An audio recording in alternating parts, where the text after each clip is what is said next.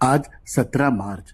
इतिहास में इस दिन कई घटनाएं हुई, लेकिन एक ऐसी कहानी है जिसने हजारों लोगों को दीवाना बना दिया। क्योंकि नदी में एक अचानक से सोने का टुकड़ा मिला और हजारों लोग अपना घर छोड़कर दौड़ पड़े। सन 1848 अमेरिका, कैलिफोर्निया। एक साधारण मजदूर काम कर रहा था। उसका नाम था जेम्स मार्शल। वह एक लकड़ी के मिल में काम कर रहा था।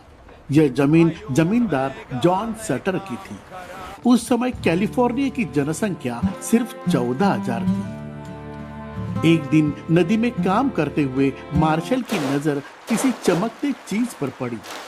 उसने पानी से वह टुकड़ा उठाया और उसे समझ में आया वो कोई साधारण पत्थर नहीं था, वो असली सोना था।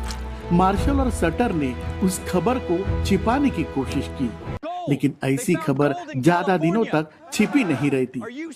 कुछ ही महीनों में यह खबर पूरे अमेरिका में फैल गई और फिर शुरू हुई इतिहास की एक पागल दौड़। लोग हजारों किलोमीटर का सफर तय करके कैलिफोर्निया की ओर निकल पड़े। कोई घोड़े से आए, कोई जहाजों से आए, तो कोई लोग जंगलों से पैदल चलते हुए वहां पहुंचे। 1849 में इतने लोग आए कि उन्हें एक नाम दिया गया 49er। सबको लगता था कि कैलिफोर्निया की नदी में सोना बह रहा है। लोगों ने नदी की रेत छीन ली और खोद काम शुरू कर दिया।